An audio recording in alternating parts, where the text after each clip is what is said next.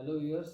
आज बहुत ही रोचक सेशन में हम आपके लिए लेकर आए हुए हैं। आज का सेशन रहेगा क्लास 9th में एडमिशन लेने वाले वो बच्चे जो सैनिक स्कूल या आरएमएस या तमाम ऐसे एंट्रेंस एग्जाम जो कॉम्पिटिटिव एग्जाम्स होते हैं और 9th क्लास में एडमिशन के लिए जो ऑर्गेनाइज करे जाते हैं, तो उसी को रिगार्डिंग आज हम डिस्कशन करेंगे नितिन सर के साथ।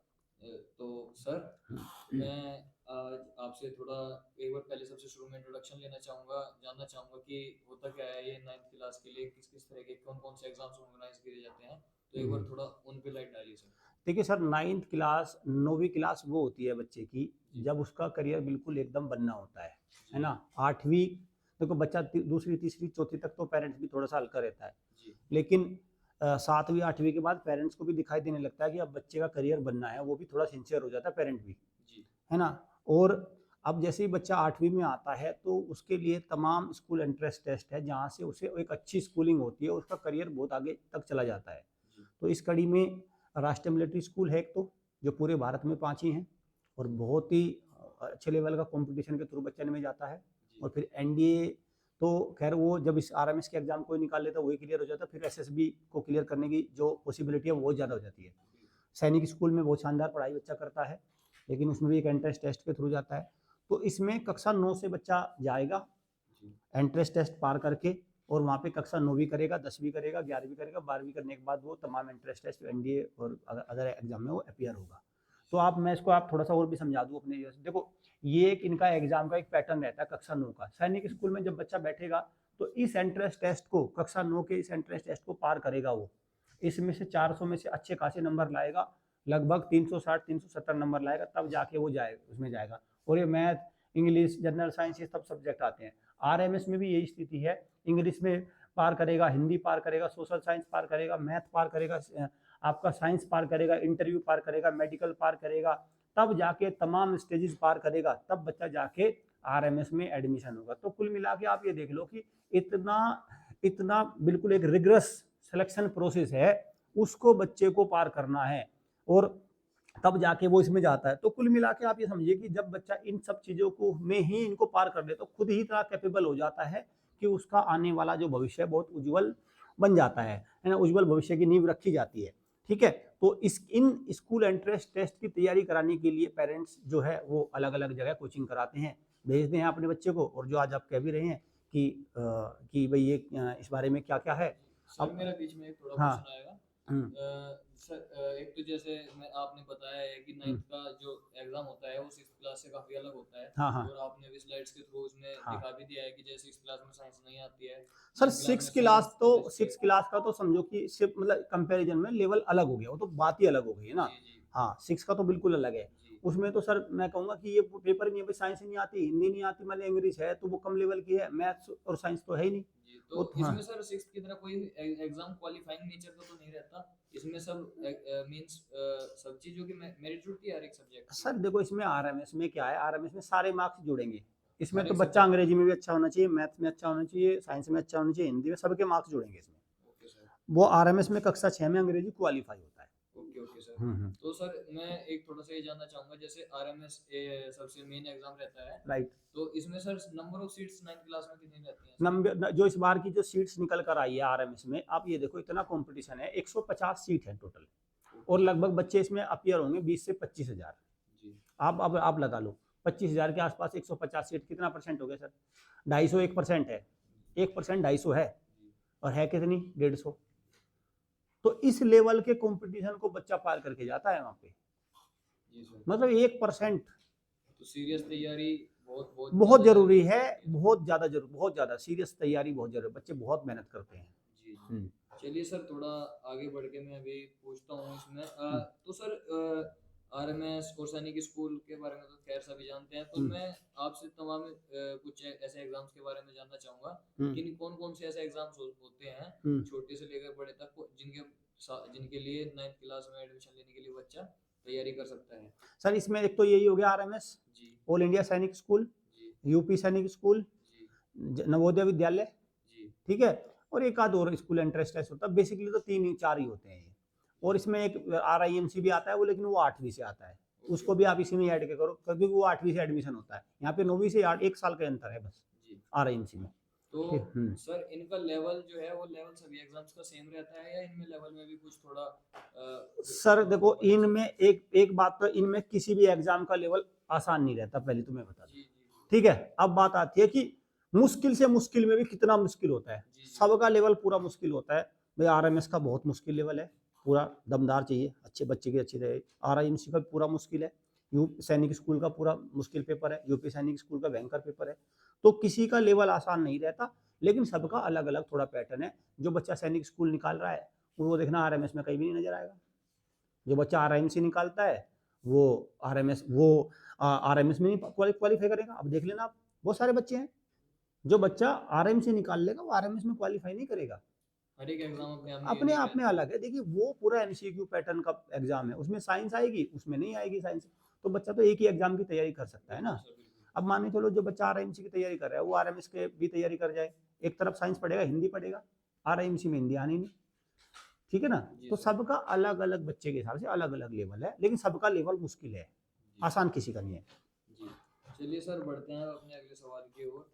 तो जैसे कि सर बच्चे अभी 9th क्लास का बच्चा थोड़ा इतना बड़ा तो हो चुका है बट हम्म, मैच्योर इतने नहीं हो पाते कि वो हम्म, अपने किस इंस्टीट्यूट में उनको जाना है, तैयारी करनी है, वो सब डिसाइड पेरेंट ही करते हैं। हम्म, तो मोस्टली मेरा ये क्वेश्चन पेरेंट्स की साइड से ही है हम्म, कि वो किसी इंस्टीट्यूट में भेजने से पहले, किसी इंस्टीट्यूट को सिलेक्ट करने से पहले अपने बच्चे के लिए हम्म, वो किस तरह से किसी इंस्टीट्यूट को सिलेक्ट करें। हम्म, क्योंकि एक बार इंस्टीट्यूट में भेजने के बाद, एक बार फीस जमा होने के बाद 2 साल भर, कम से कम 1 साल के लिए तो पेरेंट्स वहाँ पे फंस के रह जाता है। हम्म, और 1 साल बाद ही फिर उसे पता लगता है कि बेटा वहाँ पे उसका बच्चा निकला या नहीं निकला, फिर उसका बेटा घर हो गया, तो उसकी बिल्कुल। जिम्मेदारी लेने वाला सर फिर कोई पाता नहीं है। हम्म। तो एक बार इसके बारे में सर आप थोड़ा बताएं किस देखो तरह सर से वो मैं ये कहता हूँ कि जब आज का जैसे हमारा मुद्दा भी यही है जी कि जब बच्चा इन एंट्रेंस टेस्ट की तैयारी के लिए जाता है उसको कौन भेजता है, पेरेंट्स भेजता है। पेरेंट्स भेजता है ठीक सर। है।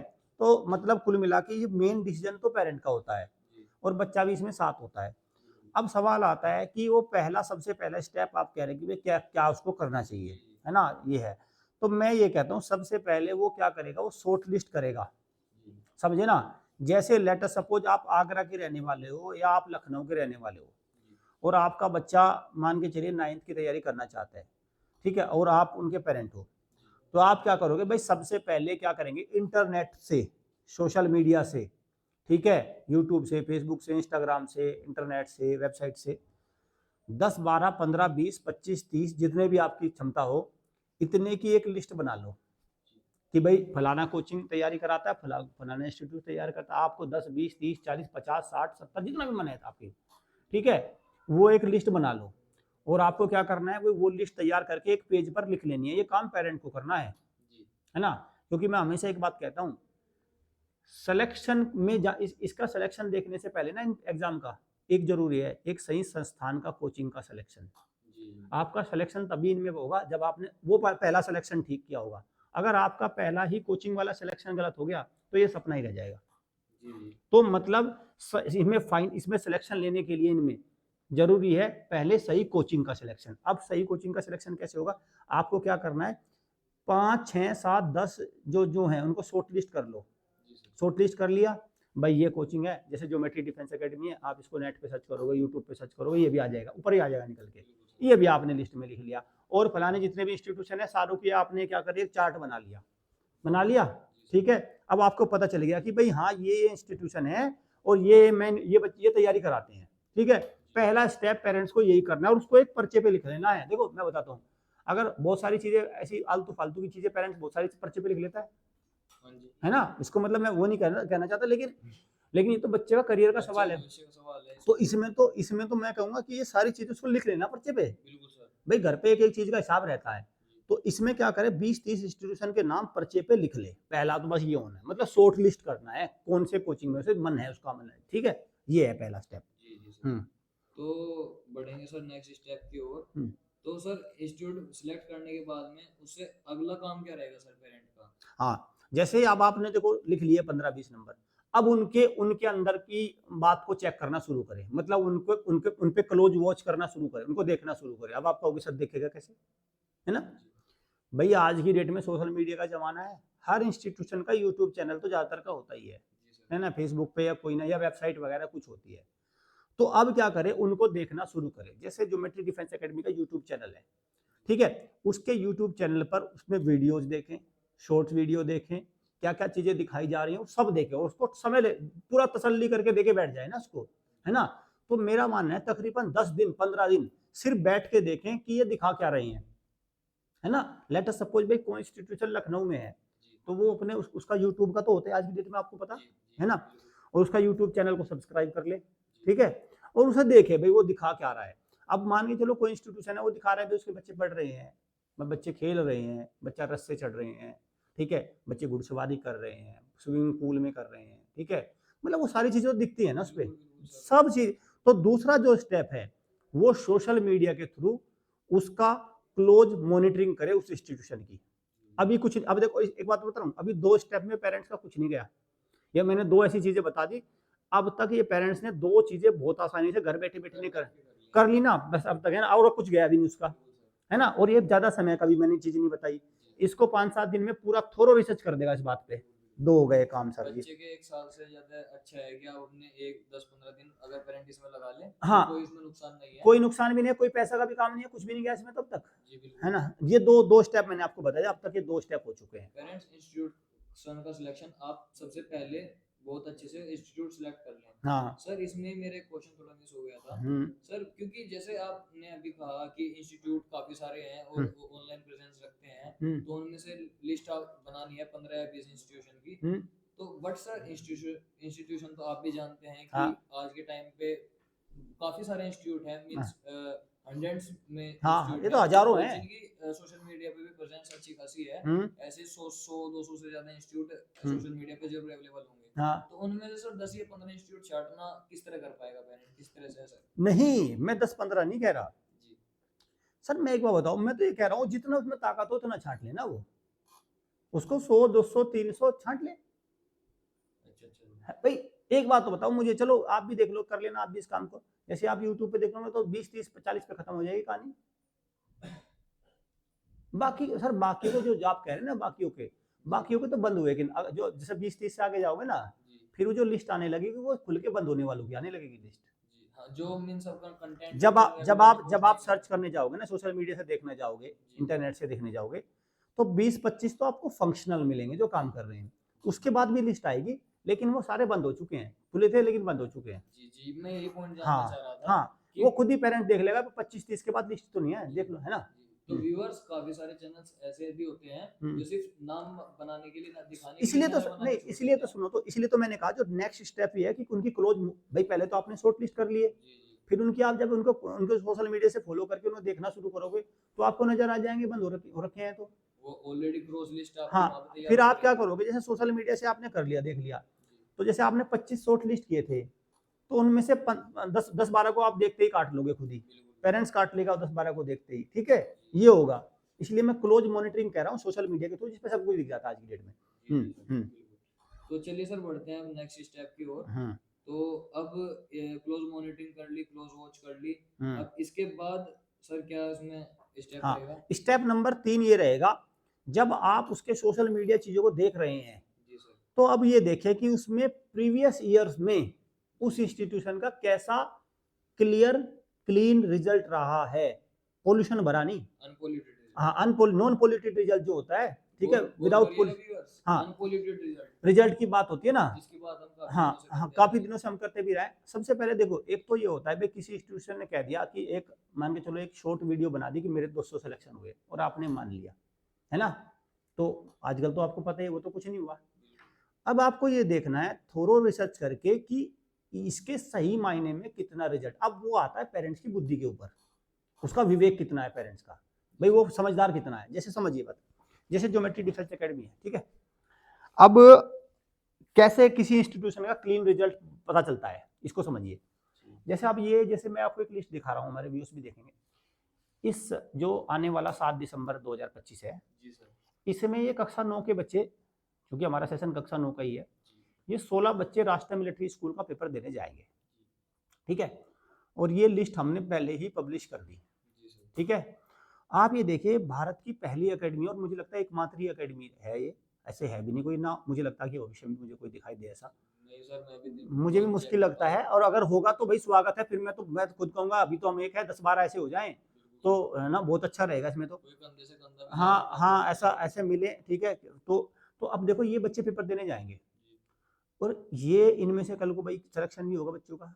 लेट अस सपोज अब पेरेंट को चेक करना है भाई इनका कितना अच्छा रिजल्ट है, तो वो यहाँ से इन एप्लीकेशन नंबर को सर्च कर लेगा, रिजल्ट में पता बिल्कुल कर बिल्कुल लेगा। सर। और ये भी मानोगे कि इसमें कोई खोट नहीं हो सकता इस रिजल्ट नहीं में, सर बिल्कुल, है ना। ये अभी तो लेकिन अब पेरेंट गलती कहाँ करता है समझिए बात को। जी पेरेंट क्या करता है गलती, वो इन चीज़ों को नहीं, वो सामने वाला इंस्टीट्यूशन से पूछता है कि आपका रिजल्ट क्या रहा। पता वो क्या कहता है कि मेरे तो 40 सिलेक्शन है। कह दिया उसने 40, है ना, क्या पता कितने हैं।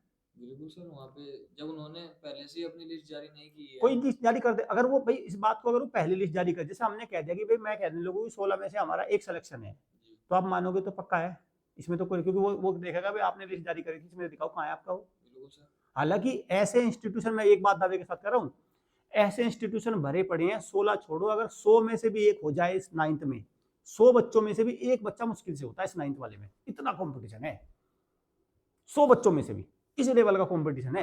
तो मैं इसलिए कहता हूं कि उसको क्या करना चाहिए पेरेंट्स को, उसका क्लीन जो रिजल्ट है ना, जो हमारी बात हो रही है उसके सोशल मीडिया के थ्रू उसका जो क्लीन रिजल्ट है, क्लियर रिजल्ट है, उसको अध्ययन करे, तो उसको देखे, उसका प्रीवियस ईयर का रिजल्ट कैसा रहा। रिजल्ट कैसा रहा मतलब एक्चुअल में रिजल्ट कैसा रहा। एक तो हो गया भाई आपने बता दिया कि मेरे 200 सिलेक्शन हो गए, अब एक बताओ हमने जैसे अब रिजल्ट आए और हम कह देंगे कि हमारे 50 सिलेक्शन है, कह देंगे नहीं सर, जब हमने जब, ऑलरेडी अरे लिस्ट कैसे, हाँ जब हमने लिस्ट डाल दी जी तो सर वो कहेगा कि 50 सिलेक्शन दिखाओ जरा कौन कौन से हैं। बिल्कुल बिल्कुल सर। भाई हम कहने लगे कि भाई 47 बच्चे हमारे कक्षा 6 के देने जा रहे हैं, फलाने टोटल हमारे 50 सिलेक्शन हुए, तो वो कहेगा भी दिखाओ 50 सिलेक्शन। हम तो नहीं कह सकते ना, हम झूठ तो नहीं बोल सकते ना। बिल्कुल सर। लेकिन जो भारत में जितने भी इंस्टीट्यूशन है ये सिर्फ सिर्फ और सिर्फ झूठ का ही खा रहे हैं। मैं कड़वे शब्द यूज कर रहा हूँ लेकिन ये झूठ का ही खा रहे हैं। ये हमेशा रिजल्ट के टाइम एक उसका, और ये पहले ही बना के चलते हैं कि इनको झूठ बोलना है। अब आते ही इनको ये नंबर बताना है, पहले एक नंबर दिमाग में होता है कि ऐसा करो, ऐसा नंबर देखो जो एक सही सा बैठे, 180 190 ऐसा कुछ नंबर आता है निकल कर, है ना। और वो पिछले वाले नंबर से कुछ ज्यादा रहता है, जैसे पिछली साल 20, फिर उसके बाद 30, फिर उसके बाद 70, फिर 180, फिर इस बार 200, ऐसा चलता है इनका। और फाइटिंग स्टांस वाले बच्चों को तो वो दिखाते ही नहीं है नहीं कि वो बच्चे देखो को। मेरा तो मानना ये है कि भाई चाहे 200 हो, इस हो, अब देखो एक बात बताओ, अरे लिस्ट अगर आ जाती तभी तो पेरेंट्स समझे, तो ये बात तो पेरेंट्स को देखनी होगी, जो हम कह रहे हैं ना प्रीवियस ईयर रिजल्ट देखना है लेकिन क्लीन रिजल्ट देखना है। अक्सर पेरेंट्स सबसे बड़ा ब्लंडर यही करता है। वो जब भी इंस्टीट्यूशन, इंस्टीट्यूट के भरोसे उसमें आप चढ़ समझो जाता है। आप समझो मुझे कोई सामान जाना है किसी दुकान पे खरीदने, है ना, और मैंने पूछा भाई भाई आपका ये, मैंने मुझे फ्रूट सेलर के पास जाना है, मैं फ्रूट सेलर, भाई तेरे ये जो बनाना है कैसे हैं, वो कह देगा खराब है, बिल्कुल कह देगा नहीं, बिल्कुल नहीं कहेगा। नहीं वो मेरे बनाना खराब है, नहीं नहीं कहेगा, कहेगा नहीं इससे अच्छा तो कोई माल नहीं। पेरेंट यहाँ पे गलती यही करता है, वो क्या करता है उसी से जाके पूछता है तेरा रिजल्ट क्या है, वो कह देगा मेरा रिजल्ट खत्म है, बिल्कुल है ना। कोई तो नहीं कहने का ना मेरा रिजल्ट, वो तो बताएगा, ऑब्वियस सी बात है। अब दूसरी गलती क्या करता है, उस पर यकीन कर लेता है, उसकी रेकी नहीं करता सही से, है ना। अब उसकी रेकी कैसे हो सकती है भाई, उसकी रेकी ऐसे हो सकती है जैसे डंके की चोट पर यहाँ। अब फिर आप कहोगे सर ये तो एकमात्र अकेडमी और तो ऐसा नहीं दिखा रहे, फिर उसकी रेकी कैसे हो। और जब ऐसे नहीं रेकी इसका मतलब झूठ है, जी फिर इसका मतलब वो है नहीं कुछ भी। फिर आप क्या करो, फिर मैं ये भी इसका भी मैं बताता हूँ, फिर क्या करना चाहिए, फिर जाके अपना देखना चाहिए उसका और क्लोज। फिर भी अगर मान के चलो इस तरह के इंस्टीट्यूशन में मेरा तो मानना है जाना नहीं चाहिए, सीधा मैं बताता हूँ, जब वो यही नहीं बताता कोई क्या है क्या नहीं, फिर अपना सबसे घर से। पहले तो मेरा भी सर आपके साथ मैं इस चीज से सहमत हूँ। हाँ पेरेंट्स को इंस्टीट्यूट में जाने से पहले ही कह देना चाहिए कि अगर आप एग्जाम में जाने से पहले बच्चों की लिस्ट यदि आप जारी करते हाँ हैं हाँ तो हम अपने बच्चों को आपके एकेडमी में डालेंगे, हाँ, वरना हम आपके एकेडमी में अपने बच्चों को नहीं नहीं डालेंगे। डालेंगे बस, खत्म। आप दिखा दो मुझे भाई कि आपके कितने बच्चे पेपर देने गए थे, मैं चेक कर लूंगा उनका रिजल्ट, अगर आप इस शर्त पे हाँ राजी होते हैं तो हाँ ठीक है, बस, क्योंकि तभी वो ईमानदारी से आपके बच्चों को पढ़ा पाएंगे। बिल्कुल सर। पेरेंट्स समझिए इस बात को। हाँ सर, इसमें देखो सर, इसमें सीधा सीधा यही है कि मतलब उसको उसको अपने विवेक का इस्तेमाल करना है। यहाँ पे बात आती है पेरेंट्स की बुद्धि की। जी सर। भाई सामने वाला देखो कोई भी इंस्टीट्यूशन है सर, वो अपना प्रचार तो अच्छा करेगा, मैं इसमें उसकी भी गलती नहीं मानता, उसकी मजबूरी है भाई, वो झूठ बोलेगा, है ना।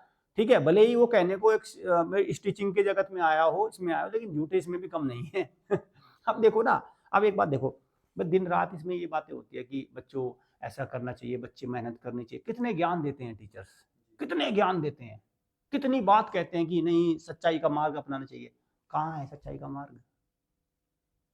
10 दिन 15 दिन तो मुझे भी हो गए, लिस्ट डाल दो, डाल दी किसी ने? किसने भी नहीं सर। हैं? और रोज आपके पास सर मैं देखता रहता हाँ हूँ, आज आपके भी पास ही सर रहता है मैं तो। बता रहा हूँ रोज कॉलिंग मैसेज कुछ ना कुछ जी उल्टी सीधी मैसेज भी आते हैं, जी सर, मैं है ना? देखता हूँ, मैं तो वाकिफ है हूँ ना? इन चीजों से। है ना? जी उल्टे सीधे मैसेज भी आते हैं, दुनिया भर की चीजें आती है। तो मतलब क्या है यार, मतलब ये बात तो बिल्कुल है ना। तो तीसरा पॉइंट जो हमारा था इसका कि कोचिंग में एडमिशन कराने से पहले ये लिस्ट आप जरूर देखें कि क्लियर रिजल्ट उसका आना है, उसका क्लीन रिजल्ट, हाँ पॉलिटेड रिजल्ट की तरफ नहीं जाना है। जी जी, बिल्कुल सर, ठीक हाँ है सर। तो अब बढ़ते हैं सर अब नेक्स्ट अब पॉइंट। आप अब उसने चलो मैं मान लो जो 2-3 वो ऐसा ऐसा करने, जब वो लिस्ट ऊपर से जो 25-30 की बनाई थी ना, जी सर। इस स्टेप 3 तक आने तक जी तो एक ही एकेडमी रह गई सर। अरे सर एक बात तो बताओ, ये तो तीसरे स्टेप पर आते ही जब वो सारे सब पे क्रॉस हो गया, जी। है ना? बट सर चलिए कोई बात नहीं, चलो लेट चलो अस फिर भी उसे सपोज अपना भ्रम निकालना है एक ना? दो एकेडमी मान लीजिए चलो कि उसने और कोई। भी रख ली, चलो ठीक है, एक सेकंड ऑप्शन भी रख लिया, जी, है ना? कोई एक दो एकेडमी और आपकी हुई में आपके साथ अगर यदि हाँ जुड़ जाती नहीं है है तो। नहीं, पर चलो उसने एक, चलो मैं बता रहा हूँ उसने सेकंड ऑप्शन भी रख लिया, है ना? बिल्कुल ये सर। है। अब तो उसके लिए थोड़ा सा हम्म। आगे एलैबोरेट कर लेते सर हैं। हाँ, फिर उसके बाद सर उसे पता क्या करना चाहिए, उसके बाद उसे फिजिकल विजिट करना चाहिए। जी, फिजिकल हाँ इंस्पेक्शन। हाँ मैं बताता हूँ, ये फिजिकल इंस्पेक्शन बहुत जरूरी है। जैसे फिजिकल विजिट करता है, सबसे पहले ये देखे कि जो वो अकेडमी है वो कितना उसका वो वहां पर क्या वो रजिस्टर्ड है कि नहीं है, जी ये बताता हूँ मैं जी, आपको। ये सबसे पहले। पहले ये देखिए कि वो रजिस्टर्ड है कि नहीं। जैसे geometry defence academy registered school है, यहाँ पे स्कूलिंग भी है और तैयारी भी है, सब कुछ रजिस्टर्ड है, हॉस्टल के थ्रू एफिलिएशन है हमारा, सब कुछ एफिलिएशन है, लाइफ टाइम एफिलिएशन है, हर तरह से हमारी संस्था रजिस्टर्ड है, सारे डॉक्यूमेंट है। इवन मैं बता दूं बहुत तरह के सर्टिफिकेट होते हैं, जैसे फायर सर्टिफिकेट है, सैनिटेशन सर्टिफिकेट है। अगर हमारे इंफ्रास्ट्रक्चर देखोगे तो जो एज पर स्टैंडर्ड है उसके अकॉर्डिंग है, हर कमरे में आपको 2 दरवाजे मिलेंगे। जी आप नहीं देखते कि कोचिंग में जाती है आग लग जाती है, भागने का भी जगह नहीं मिलती। जी जी सर। 2 दरवाजे मिलेंगे, सैनिटेशन प्रॉपर मिलेगी, एनवायरनमेंट सबसे क्लीन है, यहाँ का रजिस्टर्ड है। अक्सर क्या करता है पेरेंट्स कहीं भी जाकर चला जाता है, बाद में कहता है उसके तो डॉक्यूमेंट ही नहीं थे। तो इस यहाँ सर इससे रिलेटेड एक थोड़ी हम्म, एक सवाल मेरे दिमाग में है। हम्म। तो सर कुछ इम्पोर्टेंट कुछ ऐसे सर्टिफिकेट्स या कुछ हाँ ऐसे डिपार्टमेंट आप बता दीजिए हाँ, जो एक तो दूसरे जिस भी इंस्टीट्यूशन में इंस्टीट्यूशन में जाए वो रजिस्टर्ड होना चाहिए, मान्यता प्राप्त संस्था होनी चाहिए जी, पहला। कौन कौन सी संस्थाएं सर अप्रूव करती हैं? कुछ एक मतलब दो जिस मोटी मोटी जैसे संस्थाएं सीबीएसई बताइए। बोर्ड से एफिलेटेड स्कूल होना चाहिए। अच्छा, एकेडमी हाँ अकेडमी एफिलेटेड होती है, ये हमारी सीबीएसई एकेडमी एफिलेटेड है। वही सीबीएसई तो, बोर्ड हाँ वाली। बिल्कुल वही तो, ये एफिलेटेड होनी चाहिए, एक तो ये हो गया। जी दूसरी क्या है कि भाई ये इसमें सर्टिफिकेट पर प्रॉपर फायर प्रोटेक्टेड है कि नहीं है ना?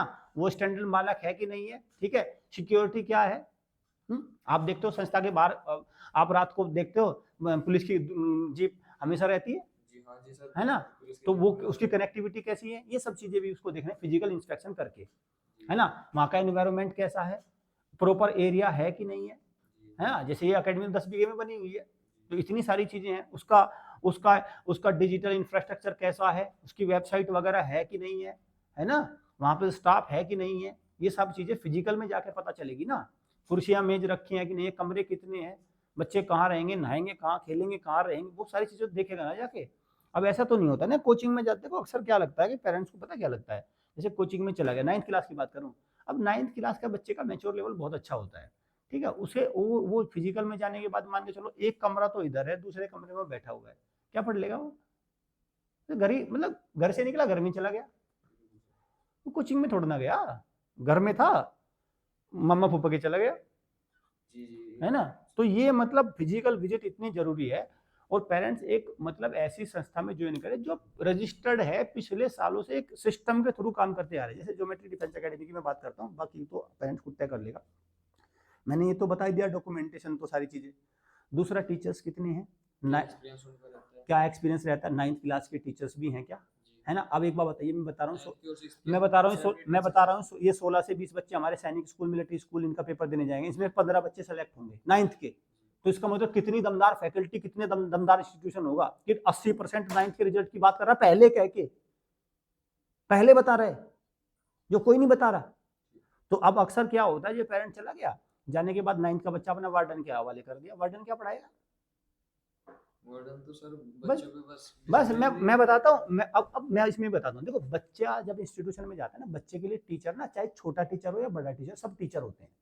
समझे ना? देखो बच्चे के लिए चाहे कक्षा 6 का टीचर हो या कक्षा 2 का टीचर हो या कक्षा 10 का टीचर हो, वो टीचर में भेदभाव नहीं करता, ना वो कर सकता, वो सब टीचर को टीचर ही मानता है। लेकिन उसका पता कहाँ चलता है, जब जिस दिन वो आरएमएस के पेपर में बैठेगा उस दिन पता चल जाएगा कि भाई हाँ एक टीचर ने मुझे, उस दिन उसको ज्ञान होता है कि हाँ भाई वो टीचर तो छोटे बच्चों को कहता है, उसने तो उसका बताया हो तो कुछ भी नहीं आया, क्योंकि उसने क्या बताया था, उसने बताया था कि बेटा ये करना चाहिए, बेटा वो करना चाहिए, वो मोरल वैल्यूज देता रहा। अरे मोरल वैल्यूज तो पेरेंट्स भी अच्छी दे देते हैं यार, पेरेंट्स से ज्यादा मोरल वैल्यू कोई नहीं दे सकता, देखो अपने है ना। मोरल वैल्यूज के लिए नहीं आता, मोरल वैल्यूज की पेरेंट्स करते हैं, थोड़ी बहुत टीचर करता है, लेकिन जो यहाँ पे इंस्टीट्यूशन में आते हैं तो वो करता है सब पढ़ाई की बात। और उस समय पे जाके मैं भी फील करता हूँ हाँ कि उस समय बच्चों का कोई नुकसान नहीं, बच्चों की कोई गलती नहीं होती उसमें, हाँ नुकसान बच्चों का होता है। हाँ बट उसमें गलती जो होती है एक तो टीचर की होती है, और सबसे बड़ी गलती होती है पेरेंट्स। हाँ वो डालता है ना सर, क्योंकि पेरेंट्स ने सबसे पहले उसे एडमिशन डिसाइड हाँ किया हाँ उसे कि एडमिशन मेरे बच्चे को पढ़ाने वाला टीचर उस काबिल है भी कि नहीं है कि वो इस बस 9वीं क्लास के बच्चे को पढ़ा सके या पढ़ा ना सक पढ़ा सके। सर मैं ये दावे के साथ विद डेटा कह रहा हूँ मैं, इस इंडिया में 80 से 90% इस सैनिक स्कूल मिलिट्री स्कूल की बात कर रहा हूँ, इनकी तैयारी कराने वाली कोचिंग जो हैं ये सुपर फ्लोप हैं 9th क्लास के बच्चे के डाउट्स को टैकल करने में, सुपर डुपर फ्लोप है। ठीक है, अगर ये सुपर डुपर फ्लोप नहीं होती, ये खत्म सिंह नहीं होती, ये धराशायी नहीं होती, ये बंटाधार करने वाली एकेडमी नहीं होती, इनका बेड़ा गर्क करने वाली एकेडमी नहीं होती, तो ये इन बच्चों की लिस्ट डाल देती कि नहीं डाल देती, बताओ हाँ बताओ, है ना। तो ये मैं ये कह सकता हूँ इस इनसे अच्छा तो फिर गांव में जो ट्यूशन के मास्टर होते हैं ना, घर बुला के वो लगवा दो भाई, उससे ज्यादा रिजल्ट दे देगा वो। अगर आपका रिजल्ट इतना अच्छा ही है तो आप जो है उसको डाल नहीं हाँ वो मैं तो देखो हम तो इसलिए मैं कह रहा हूँ कि फिजिकल विजिट करके इन तमाम बारीक पहलू को चेक करे पेरेंट्स। कारण क्या है, क्योंकि बच्चे का करियर बनने का समय है, इसके बाद सीधा 9th 10th 11th 12th में आ रहा है, यहाँ हो गया तो ठीक हो गया, नहीं तो फिर नहीं आना वो। ठीक है, तो फिजिकल विजिट करके तमाम पहलू चेक करे, उसका फिजिकल प्रेजेंस देखे, वहाँ पे रूम वगैरह देखे, वहाँ पे कुर्सी मेज वगैरह देखे, वहाँ पे रहना सहना देखे, पढ़ाई का लेवल देखे, टीचर्स देखे, इसके अलावा में उसका जो आपका हाँ टीचर टू स्टूडेंट्स रेशो है। ऐसा तो नहीं है कि भाई वो 50-100 बच्चे एक ही टीचर, उनको अक्सर तो यही होता है। तो व्यूअर्स, वैसे मैं व्यूअर्स को एक चीज इन्फॉर्म करना चाहूंगा, यूनाइटेड डिफेंस एकेडमी में हमारे पास अभी 20 बच्चों के लगभग स्ट्रेंथ है 9th क्लास की। बट उसके लिए भी सर ने मैथ्स के हमारे पास अलग फैकल्टी है क्लास 9th के लिए भी और क्लास 6 के लिए भी, और हिंदी के लिए। अब देखो मैं बताता हूँ सर देखो जैसे आरएमएस में 5 सब्जेक्ट आएंगे, सबके लिए हमारे पास 9th की अलग फैकल्टी है ना, तभी तो रिजल्ट आएगा ये, है ना। अब दूसरी इंस्टीट्यूशन क्यों नहीं डाल रहे लिस्ट? अरे फैकल्टी नहीं थी, वार्डन ने पढ़ाए हैं सारे के सारे, सबकी जो तैयारी कराई है वार्डन ने कराई है, और वार्डन के साथ ही जो बच्चे हैं उनमें से ही एक उनका जूनियर वार्डन हो गए, बहुत सारे 2-3, ये हाल। मतलब बच्चे वहां पे बच्चे नहीं है, दे आर मॉनिटर्स, हाँ यस ये है वो, है ना, बिल्कुल ये है, इसलिए तो कोई लिस्ट नहीं डालता। अब इसमें से आप कहोगे सर फिर भी तो सिलेक्शन हो जाते, अरे तभी तो मैं कह रहा हूँ 1-2 निकल कर भाई, 1-2 बच्चा तो सर, एक बात बताओ, 1-2 बच्चा तो घर से भी आईएएस बन रहा है ना, बनता है ना, नीट के एग्जाम निकालता है ना, घर से भी निकाल रहा है, एक दो जगह तो हर जगह है ना, ये तो इसको तो आप बच्चा भी निकालता है ना, वो तो 1-2 जगह तो हर जगह, फिर उसको इंस्टीट्यूशन की जरूरत नहीं, घर से भी निकालता वो। ठीक है, परसेंटेज में जब क्या है सिचुएशन, हाँ हाँ जी। तो आपके हिसाब से best student to teacher ratio क्या रहता है? सर बेस्ट स्टूडेंट अगर मैं देखता हूँ, मैं भी क्लास लेता हूँ सर, एक क्लास में 30 बच्चे अगर हैं, उससे ज़्यादा अगर आपने ले लिए तो फिर आपकी हालत ख़राब हो जाएगी, अगर आप सीरियस टीचर हैं। 30 पे रुक जाता है मामला, 25 से 30 पे कहानी खत्म हो जाती है। 9th के बच्चे के डाउट भी होते हैं, उसके प्रैक्टिस पेपर्स भी होते हैं, बहुत काम होता है सर। तो आप 30 पे कर दो सर इसको, तो ठीक से पढ़ाई बस 30 एक टीचर एक क्लास में, हाँ एक पर क्लास में, हाँ उससे ज्यादा में बस फिर ढकोसला कह लो, फिर ये कह लो, फिर वार्डन आता है उसके मैं तो कहता हूँ सर, फिर ये वार्डन आ जाता है, कुक, वार्डन और कुक 2 का कॉम्बो बनता है सर, वार्डन और कुक भी आ जाता है पढ़ाने, मैं देखे सर। जी खैर चलिए सर, गुड लक है हमारी एकेडमी पढ़ने वाले बच्चों को, और पेरेंट्स का भी मैं आपको पेरेंट्स कांग्रेचुलेशन इस चीज के लिए करना चाहूंगा कि आपको ये सब चीजें। अब आप एक बात देख रहे हैं, जहां तक हमने 4 पॉइंट पे बात कर ली है, चार मैंने बताया, तीसरा जो कॉलम था उसमें तो ज्यादातर कोई क्रॉस होते हैं, टिक जगह सब जगह टिक अगर पेरेंट्स लगाएगा ना तो खुद पे खुद सही एकेडमी में पहुंच जाएगा। अगर 4 पॉइंट पे हमने बात करी है, चारों के मामले में देखेगा तो सबसे बेस्ट इंस्टीट्यूशन खुद ही पेरेंट तय कर लेगा कौन सा है। बिल्कुल सर, बिल्कुल। तो अब हम बढ़ रहे हैं सर लास्ट पॉइंट की ओर। 4 पॉइंट हम डिस्कस कर चुके हैं, राइट। तो अब हम लास्ट पॉइंट की ओर बढ़ रहे हैं सर। बाकी आप कुछ ऐड करना चाहेंगे हाँ, तो आप कर सकते जी हैं। जी जी। तो आप एक बताइए सर, अब इसके बाद में फिजिकल विजिट, फिजिकल इंस्पेक्शन के बाद, टीचर वगैरह का सब इवैल्यूएशन करने के बाद अब पेरेंट्स के लिए क्या चीजें आ जाती है अब? सर अब आती है, जब उसने सारी चीजें कर ली, अब उसे लेना है डिसीजन, यस या नो। जब वो डिसीजन ले, वो इंडिपेंडेंटली डिसीजन ले। मैं आपको एक रियल बात बताता हूँ, मैं रियल ऑब्जर्वेशन बता रहा हूँ। हमारे यहाँ पे पिछली साल भी ना 2-3 पेरेंट्स ऐसे ही आए थे, हर बार आते हैं, और ये मैं बता रहा हूँ। तो जब वो आते हैं तो वो किसी दोस्त से बात करते हैं, किसी रिश्तेदार से बात करते हैं, या आसपास देखते हैं कोई इनका जान पहचान वाला मिल जाए।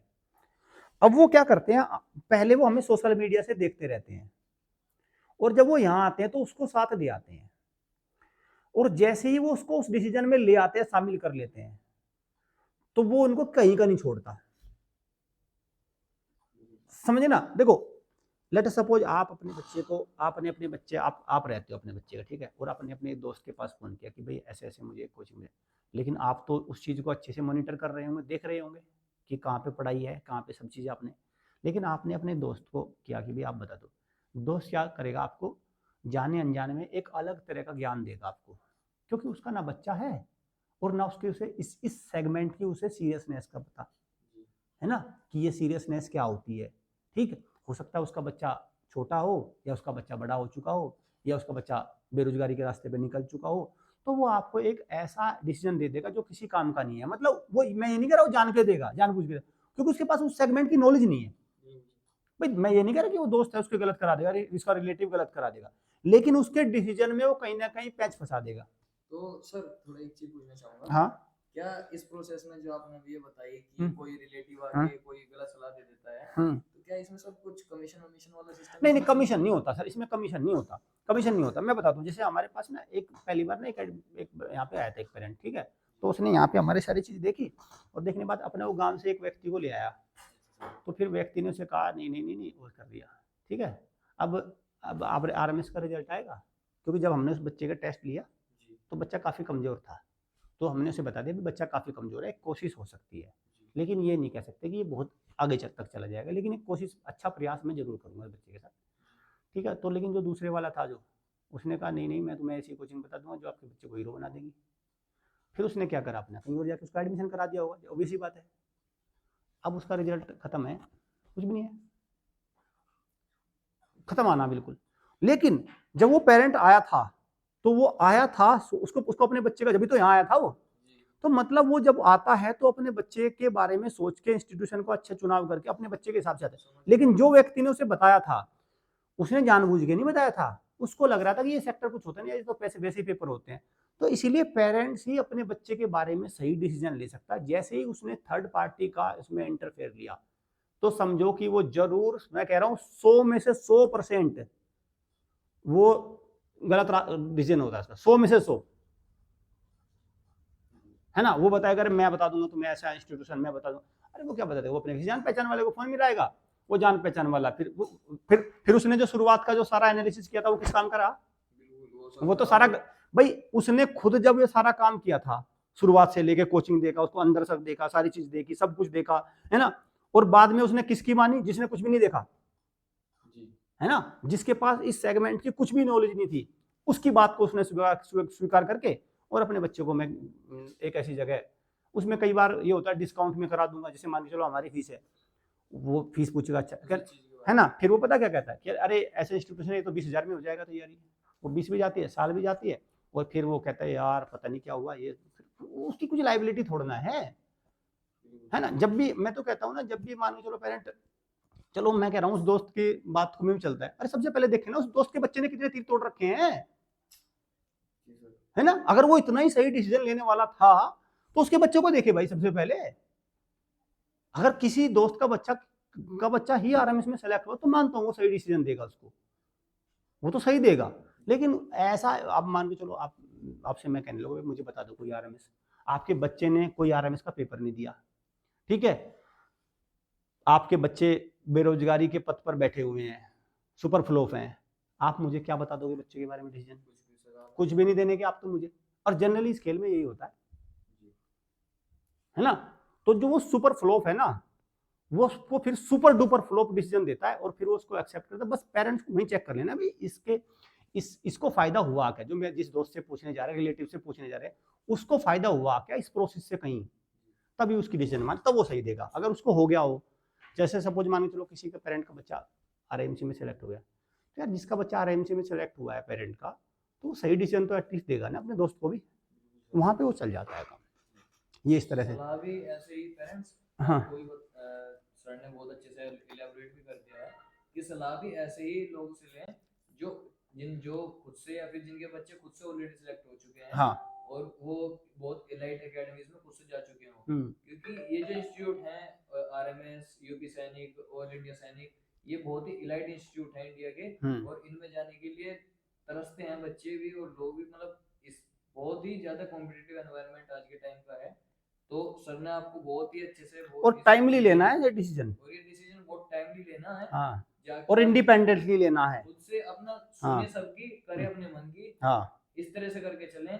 कभी ऐसा ना करें जैसा ये पूरी जो चेकलिस्ट सर ने अभी आपको बताई है, आप पूरी मैं चेकलिस्ट अब तैयार हाँ की मैं है। मतलब आपने पूरी चेकलिस्ट की थी, जी, और फिर आखिरी में आते वक्त आपने एक ऐसे शख्स की राय ले है ली, ना, ऐसे शख्स की राय ले ली जिसका कोई तजुर्बा नहीं है। जिसको कोई तो एक्सपीरियंस है नहीं इस फील्ड में। फिर ऊपर की जो हमने 4 लिस्ट गिनाई, तो उनका क्या मतलब रह गया जी था? फिर तो आप पहले ही उसे फोन करते कि भाई तू बता मुझे मुझे कहाँ जाना, और वहां से उस गड्ढे में, मैं कहता हूँ खड्डा, उसमें जाके रख देते, जी, है पैसे ना? भी वो गड्ढे में गए भाई आपके, मैं तो ये कर, दोनों बच्चे लेट एक साथ। सपोज मैं खुद बता रहा हूँ, जैसे मैं पेरेंट हूँ, भाई मेरा बच्चा है ना, मेरे पास 2 रास्ते हैं। मैं क्या करता हूँ, अपने दोस्त को फ़ोन करता हूँ किसी को कि हाँ भाई ऐसे-ऐसे मुझे अपने बच्चे का ना तैयारी करानी है, ठीक है? आप मुझे कोई कोचिंग बता दो, ठीक? उसने मुझे एक्स, वाई, ज़ेड बता दिया। तो मेरा पहला सवाल ये नहीं बनता कि भाई तूने अपने बच्चे वगैरह का तैयारी करवाई थी क्या इसमें से? वो कहेगा नहीं, हाँ मैंने तो तैयारी करी, लेकिन मेरे बच्चे का तो कहीं भी नहीं हुआ, बस ठीक है? वहीं पे क्लियर हो जाता है। है नहीं? बस खत्म हो गया। अरे जो आदमी एक ऐसे इंस्टीट्यूशन अपने बच्चे का सिलेक्शन नहीं करवा पाया, वो तेरे बच्चे के लिए सही बता देगा? कहाँ बता देगा भाई? तो बस इतनी ही बात है इसमें, और छोटी सी इधर-उधर की बात कुछ नहीं है ना? तो उसको ऐसे रेक्टिफाई, उसको ऐसे क्रॉस करे। मैं जो बता रहा हूँ रिलेटिव्स वगैरह को, दोस्तों वगैरह को, उनको साइड कर दे भाई, है ना? इसमें जितना जितना अच्छा साइड करे, क्योंकि जो डिसीजन लेगा वो अच्छा लेगा फिर, क्योंकि हमने बहुत उसको चेकलिस्ट बता दी, उसमें गलती होने की गुंजाइश मुझे नहीं लगती। हाँ। तो पेरेंट्स अभी से आप अपनी चेकलिस्ट बनानी तैयार कर दी शुरू कर दीजिए। नेक्स्ट सेशन में जिन जिन के बच्चों का एडमिशन कक्षा 9 के लिए वो अपने बच्चे का एडमिशन कराना चाहते हैं, और इनमें काफी सारे पॉइंट्स सिमिलर हैं कक्षा 6 के बच्चों के लिए भी। ये वैसे वीडियो स्पेशली बनाई गई थी कक्षा 9 के बच्चों के लिए, नौ 9वीं के लिए इसलिए है क्योंकि वहाँ पे मौका नहीं है तो उसमें कक्षा 6 वाले भी शामिल, कक्षा 6 वालों के लिए पर भी 9वीं points 6 वाले similar के सर मौका भी है, चलो आगे 7 है 8 है, लेकिन 9वीं वाले के लिए मौका 9वीं नहीं वाले है। के लिए तो बस ये लास्ट फिर वो आखिरी ट्रेन है, तो फिर तो आपको पता बेरोजगारी की ट्रेन उसके हाथ लगनी है और कुछ नहीं होना। मेन ये 9th वालों के लिए है, हम्म। बट हाँ क्लास 6 वालों के लिए भी ये चेकलिस्ट काफी काम रहेगी। तो आप नेक्स्ट सेशन में जिन जिनको भी अपने बच्चों का एडमिशन कक्षा 6 या कक्षा 9 में करवाना है, स्पेशली कक्षा 9 में कराना हो, तो ये चेकलिस्ट अभी से बनानी शुरू कर दें। और अगर आप हमारी एकेडमी के बारे में भी और जानकारी प्राप्त करना चाहते हैं, जो मेरी डिफेंस एकेडमी के बारे में, तो आप हमारे स्क्रीन पे लगातार नंबर चल रहे हैं, तो आप उन पे आके जानकारी, उन पे कॉल करके हर एक तरह की जानकारी प्राप्त कर सकते हैं। और बाकी हर एक तरह का मटेरियल, हर एक अपना जो भी हमारी इंफॉर्मेशन रहती है, वो हम रेगुलरली अपने यूट्यूब चैनल पे शेयर करते रहते हैं। वहाँ से आपको सब चीज़ पता लगती रहती है रोज डेली। तो थैंक यू वियर्स, आज के लिए इतना ही। आगे के आपके अगर कोई भी सवाल हो तो आप हमारे यूट्यूब चैनल पे कमेंट कर सकते हैं। नेक्स्ट वीडियो में हम उनको भी कवर कर लेंगे। Thank you very much.